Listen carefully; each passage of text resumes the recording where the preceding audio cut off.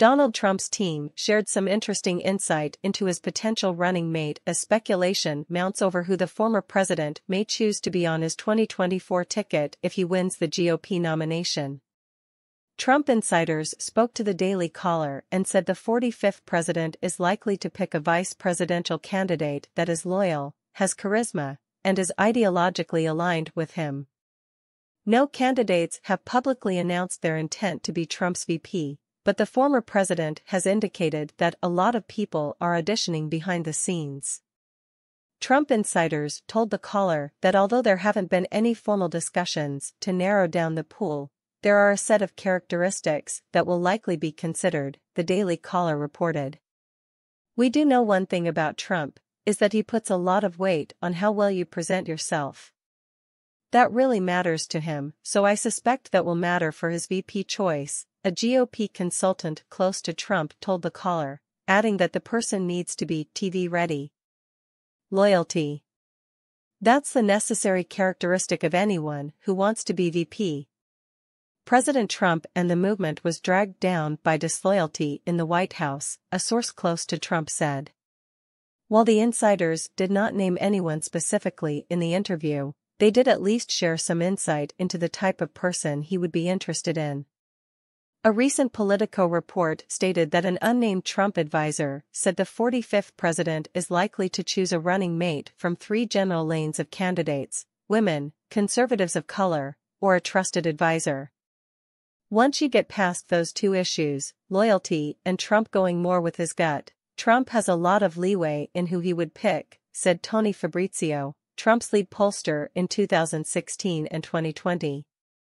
He's not necessarily looking to balance the ticket geographically, but what he can do is pick to balance gender, race, ethnicity, a lot of different lanes there.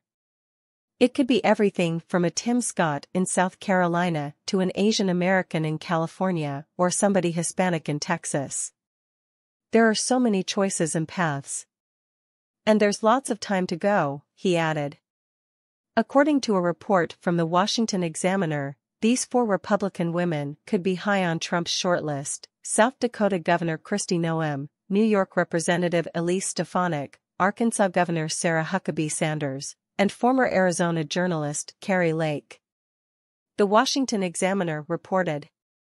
Sanders, the youngest governor in the United States and the longest-tenured press secretary in the Trump White House, flew up political draft boards after she delivered what Trump supporters agree was an exceptionally strong response to Biden's State of the Union on February 7.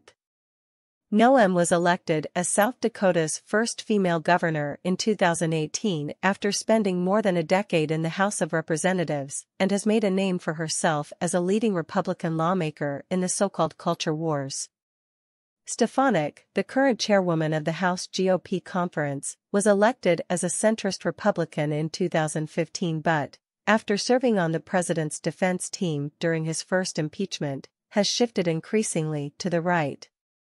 She frequently touts her strong ties to Trump and even endorsed his 2024 run days before he announced his candidacy.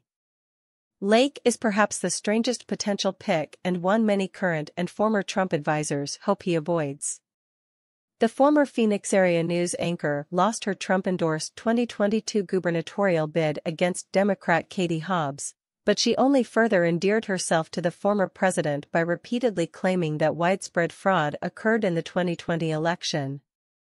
One name not mentioned in the Washington Examiner report is Republican Representative Marjorie Taylor Greene of Georgia. Her name has been floated in the media recently. NBC's Jonathan Allen reported that several people have spoken to Greene and have been told about her weighty ambitions. She sees herself on the shortlist for Trump's VP. Paraphrasing Cokie Roberts, when MTG looks in the mirror, she sees a potential president smiling back, he added, a reference to the late political reporter who worked for NPR, ABC News, and other outlets.